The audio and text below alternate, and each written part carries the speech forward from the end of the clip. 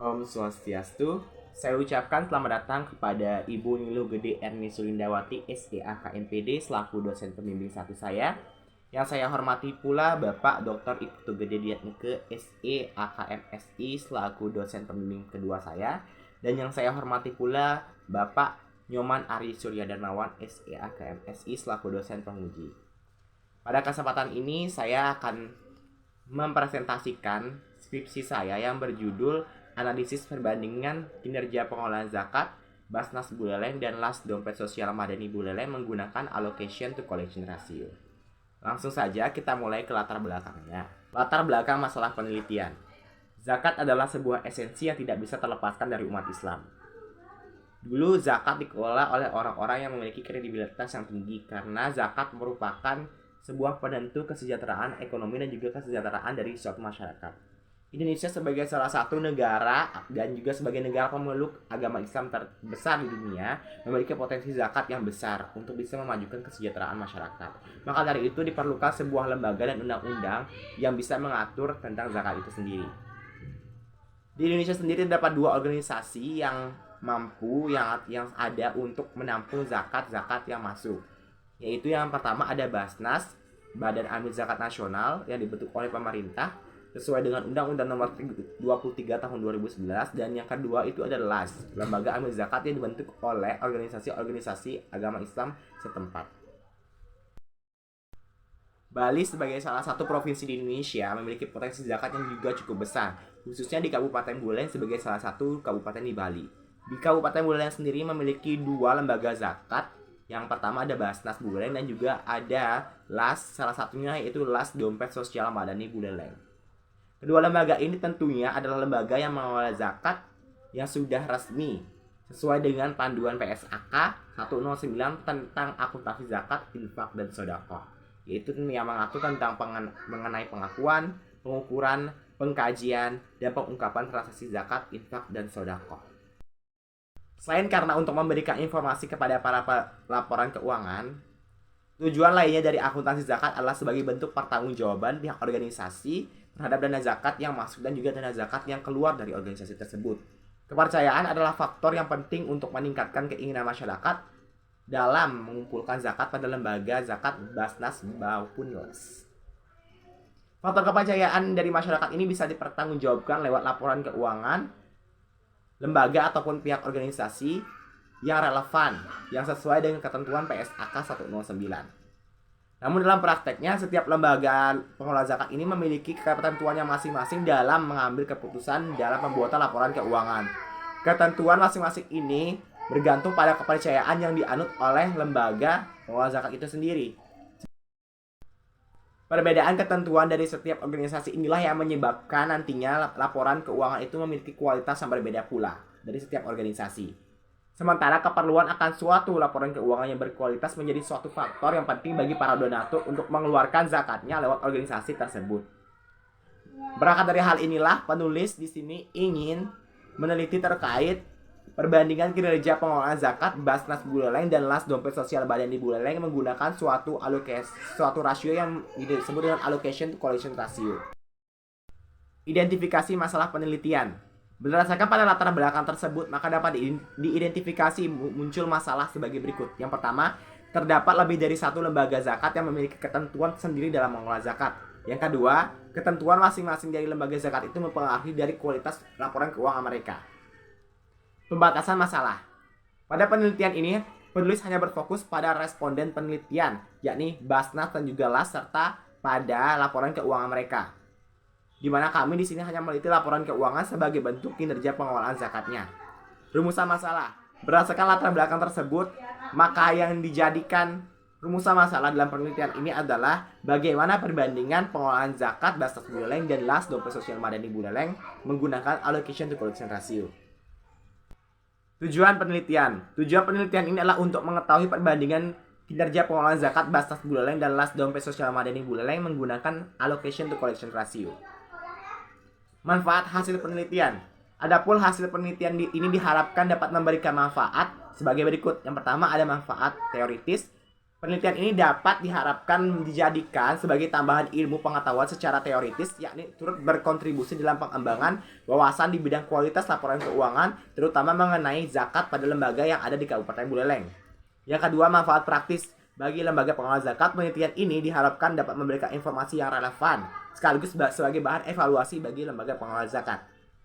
Bagi peneliti sendiri, manfaatnya adalah dapat sebagai bentuk sarana untuk menambah pengetahuan dan juga untuk mengaplikasikan teori-teori yang sudah didapatkan selama perkuliahan. Untuk pemerintah, penelitian ini diharapkan dapat memberikan masukan atau feedback bagi pemerintah sebagai bahan evaluasi mengenai penerapan laporan keuangan khususnya dalam pengelolaan zakat. Dan untuk masyarakat sendiri, dengan ada penelitian ini, maka masyarakat dapat mengetahui kualitas laporan keuangan dari lembaga pengelola zakat itu sendiri. Bab 2, kajian teori. Deskripsi teoritis, teori stakeholder. Teori stakeholder sendiri adalah sebuah teori yang menjelaskan hubungan antara pihak atau suatu entitas atau perusahaan atau organisasi di sini dengan para pemangku kepentingan atau yang disebut dengan stakeholder. Undang-undang mengenai zakat. Undang-undang mengenai zakat pertama kali itu dicetuskan pada tahun 1949 lewat Undang-Undang Nomor 38 Tahun 1999 tentang pengelolaan zakat. Namun tidak lagi sesuai dengan perkembangan kebutuhan hukum yang ada di Indonesia sehingga direvisi atau diganti menjadi Undang-Undang Nomor 23 Tahun 2011 mengenai pengelolaan zakat. Penggantian ini sesuai dengan perkembangan kebutuhan hukum yang ada di Indonesia. Peraturan mengenai lembaga amil zakat.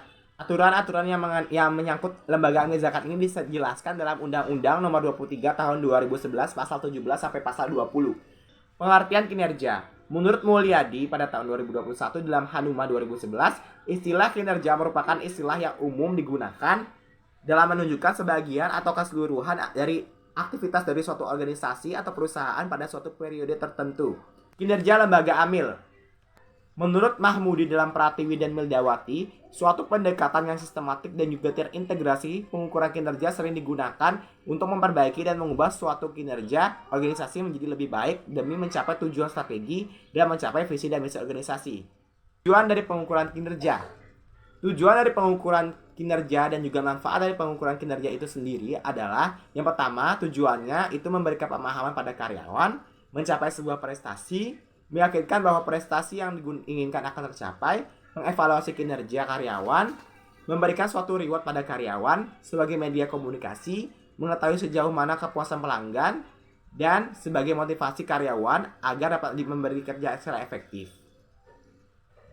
Selanjutnya itu mengenai manfaat dari pengukuran kinerja, yaitu dapat menjadi indikator pengambilan keputusan, memenuhi kebutuhan dan pengembangan karyawan, sebagai umpan balik bagi karyawan dan juga sebagai dasar bagi distribusi penghargaan. Allocation to collection ratio.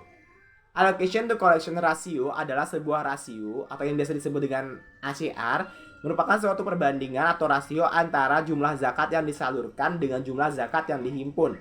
Perhitungan zakat ini sangat penting digunakan sebagai indikator pengukuran kinerja sebuah organisasi pengelola zakat yang ada. Apabila suatu lembaga zakat memiliki nilai ACR 90%, di atas 90%, maka dapat diartikan bahwa 90% zakat yang dihimpun telah disalurkan kepada pihak yang tepat. Untuk 10%-nya nilainya ini biasanya diambil oleh amil atau badan pengelola zakat itu sendiri sebagai bentuk atau sebagai upaya untuk menjaga kelangsungan organisasi atau sebagai biaya operasional dari organisasi tersebut. Nah, di sini di Pusat Kajian Strategis Basnas itu ada 2 rasio ACR khusus untuk mengukur zakat. Yang pertama adalah zakat allocation ratio.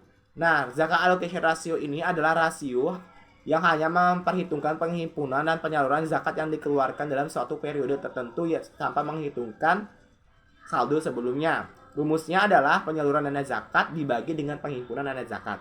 Nah, untuk rasio yang kedua yaitu zakat allocation ratio non amil.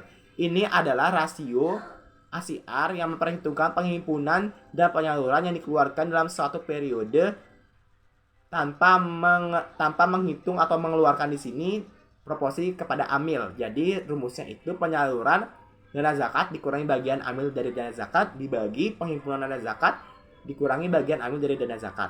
Nah, untuk tabel interpretasinya sendiri itu bisa disaksikan di slide. Itu untuk Jika rasionya kurang dari 45%, maka itu dikatakan pengelolaan zakatnya tidak efektif. Jika rasionya antara 45 sampai 60%, itu dikatakan kurang efektif. Dan jika rasionya 60 sampai 75%, itu dikatakan cukup efektif. Dan jika rasionya 75% sampai 90%, itu dikatakan efektif. Jika lebih dari 90%, maka dikatakan rasionya adalah sangat efektif. Pengelolaan kinerja zakatnya sangat efektif. Penelitian terdahulu yang relevan. Di sini penulis dalam menulis skripsi ini tentunya menggunakan beberapa penelitian terdahulu yang relevan dengan penelitian ini. Yang pertama dari Prayogo P. Harto, Vivi Sufi Anggraini, Ainur Bayina pada tahun 2018 mengenai komparasi kinerja keuangan lembaga amil zakat. Yang kedua itu dari Siti Nur Aziza pada tahun 2018 mengenai efektivitas kinerja keuangan Badan Amil Zakat Nasional Basnas pada program pentasyakuran dana zakat di Basnas Kota Yogyakarta. Yang ketiga itu pada penelitian Musfianti pada tahun 2017 mengenai pengukuran kinerja organisasi pengelola zakat studi pada Basnas Kota Balikpapan dan Las Pupuk Kaltim. Yang keempat itu dari Siti Nur Hasanah pada tahun 2018 mengenai akuntabilitas laporan keuangan lembaga amil zakat dalam memaksimalkan potensi zakat. Yang kelima itu dari Weni Anggita et al. Tahun 2021 tentang transparansi dan akuntabilitas laporan keuangan lembaga amil zakat perspektif Muzaki UPZ BNI Syariah. Yang keenam itu dari Uswatun Hasanah pada tahun 2020 tentang analisis perbandingan kinerja keuangan organisasi nirlaba studi pada kasus Badan Amil Zakat berskala nasional.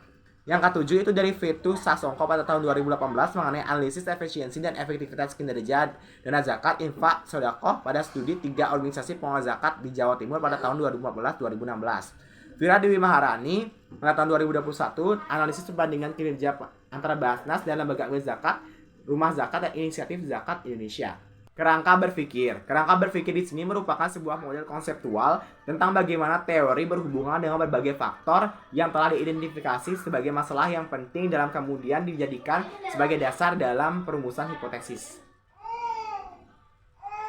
Berdasarkan kajian teori penelitian yang relevan di atas dan argumentasi logis, maka dapat disusun model kerangka berpikir seperti di bawah ini. Bisa dilihat di slide. Basnas Buleleng mengelola zakat, Las Dompet Sosial Madani Buleleng juga mengelola zakat.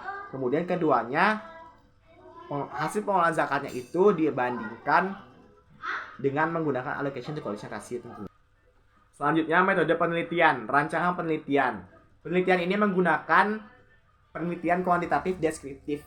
Menurut Sugiono sendiri pada tahun 2012, penelitian kuantitatif merupakan sebuah penelitian yang meneliti populasi dan sampel tertentu. Pemilihan sampel digunakan secara random. Menurut Sugiono pada tahun 2012 juga, penelitian deskriptif dan kuantitatif dapat digunakan secara bersamaan untuk meneliti objek yang sama tapi tujuannya berbeda. Fokus utama pada penelitian ini yaitu laporan keuangan Basnas dan juga Las Dompet Sosial Madani Buleleng. Lokasi penelitian.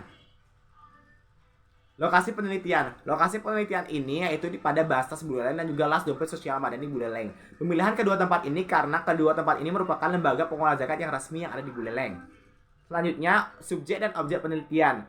Subjek dalam penelitian ini adalah Kepala Basnas Kabupaten Buleleng, Bendahara Basnas Buleleng, dan juga Kepala Dompet Sosial Madani Buleleng, serta Bendahara Dompet Sosial Madani Buleleng.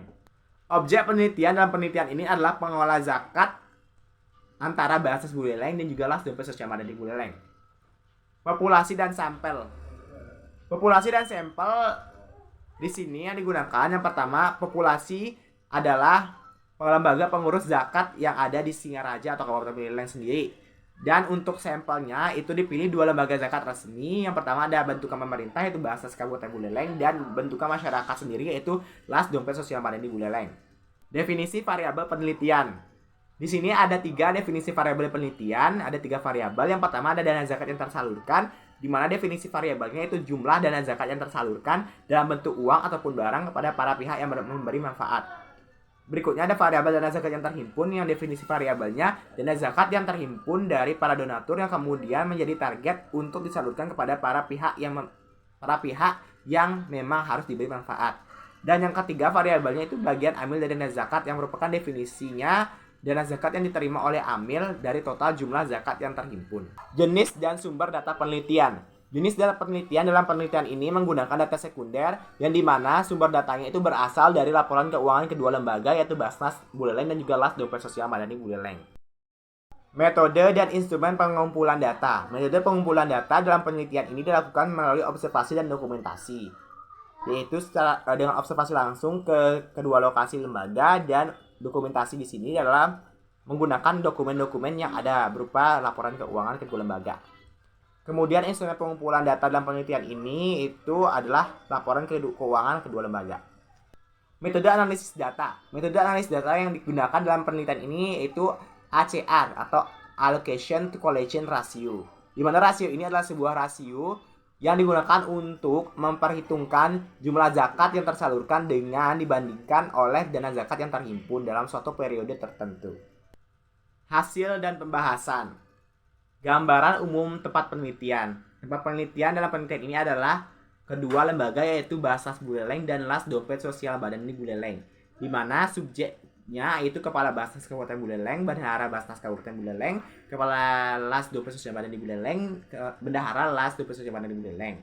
Alasan dipilihnya para sumber ini atau informan ini yaitu karena mereka yang mengelola dan lebih mengetahui mengenai pengelolaan zakat di kedua lembaga tersebut, serta di sini kami menggunakan laporan keuangan sebagai bentuk sumber data penelitian. Deskripsi data. Dalam pembahasan ini akan dijelaskan hasil deskripsi data yang dikumpulkan dalam penelitian. Data ini diperoleh dari data sekunder lembaga zakat terkait berupa laporan keuangan dari kedua lembaga, yakni Basnas Buleleng dan Las Dompet Sosial Madani Buleleng. Hasil dan analisis penelitiannya adalah sebagai berikut. Jika dihitung menggunakan zakat allocation ratio, maka hasilnya adalah sebagai berikut, di mana pada tahun 2018 Basnas Buleleng itu berhasil mencapai nilai ACR 99,23% yang artinya sangat efektif. Kemudian dari tahun 2019 itu 100% yang artinya sangat efektif juga, dan pada tahun 2020 Basnas Buleleng itu menghasilkan 98,77% yang artinya sangat efektif. Maka jika dirata-ratakan dalam 3 tahun itu, pengelolaan kinerja zakat yang ada di Basnas Kabupaten Buleleng jika menggunakan zakat allocation ratio itu mencapai 98,77% yang artinya sangat efektif. Nah, kemudian untuk Las Dompet Sosial Madani Buleleng sendiri pada tahun 2018 itu mencapai 92,49%, sangat efektif. Yang pada tahun 2019 itu mencapai 115,92%, sangat efektif. Dan yang pada tahun 2020 mencapai 99,93%, yang artinya sangat efektif. Jika dirata-ratakan dalam 3 tahun mencapai 102%, 102,78%, yang artinya pengelolaan zakat yang ada di Las Dompet Sosial Madani Buleleng menggunakan zakat allocation ratio itu sangat efektif. Kemudian jika kita mengukurnya menggunakan zakat allocation ratio non amil, maka yang didapat Basnas Buleleng dalam 3 tahun itu mencapai 98,61%, yang artinya sangat efektif. Namun Las Dompet Sosial Madani Buleleng lebih efektif karena nilainya mencapai 104,6%, yang artinya sangat efektif. Namun Las Dompet Sosial Madani Buleleng pada tahun 2018 itu nilai ACR-nya itu 86,22%, yang nilainya itu hanya efektif saja. Melalui hasil analisis data penelitian tadi, maka dapat disimpulkan bahwa kedua lembaga sudah mengelola zakatnya dari 3 tahun ini sangat-sangat efektif. Mulai dari Las Dompet Sosial Madani Buleleng sampai Basnas Kabupaten Buleleng juga mengelolanya dengan sangat baik. Maka dari itu bagi para donatur itu sudah tidak perlu khawatir mengenai kedua lembaga tersebut, karena sudah bisa dikatakan keduanya sangat efektif dalam mengelola kinerja pengelolaan zakatnya. Implikasinya, berdasarkan pemaparan di atas diperoleh bahwa kinerja kedua organisasi yang seperti yang saya jelaskan tadi itu sudah sangat efektif. Hal ini tentu saja akan berpengaruh penting terhadap kualitas kinerja dari organisasi itu sendiri. Sehingga untuk para donatur atau para muzaki yang akan menyalurkan zakatnya lewat organisasi tersebut, itu tidak akan ragu lagi karena melihat pengelolaan zakatnya sudah sangat efektif. Hasil penelitian ini juga memberikan implikasi bahwa jika kinerja pengelolaan zakat dari suatu organisasi pengelola zakat sudah dikatakan efektif, maka bisa dikatakan organisasi tersebut sudah melakukan kinerja yang sesuai dengan prosedur yang ditetapkan oleh undang-undang. Dalam hal lain, organisasi pengelola zakat ini mampu melakukan kinerja pengelolaan zakatnya sangat efektif, maka akan berimplikasi pada tingkat kepercayaan masyarakat atau para donatur pada organisasi pengelola zakat itu sendiri. Saran. Berdasarkan hasil analisis pembahasan dan simpulan dan penelitian ini, maka ada beberapa saran yang dapat diberikan agar penelitian ini nantinya dapat memberikan hasil yang lebih baik. Bagi peneliti sendiri diharapkan agar selanjutnya dapat mengembangkan penelitian ini dengan dapat menggunakan analisis data yang lain agar dapat menjadi acuan dari penelitian-penelitian selanjutnya dan dapat menambah wawasan keilmuan khususnya dalam bidang akuntansi. Bagi organisasi pengelola zakat sendiri atau OPZ yang sudah mencapai target efektivitas kinerja pengelola zakat, diharapkan untuk terus konsisten dengan mempertahankan predikat tersebut dalam rangka pengelola zakat di masa yang akan datang. Bagi OPZ yang belum mencapai target efektivitasnya, maka diharapkan harus meningkatkan hal-hal yang perlu ditingkatkan sehingga nantinya kinerja pengelola zakatnya bisa menjadi sangat efektif. Baik, sekian presentasi yang dapat saya sampaikan. Kurang lebihnya saya mohon maaf. Saya tutup dengan Parama Santi. Om Santi Santi Santi Om.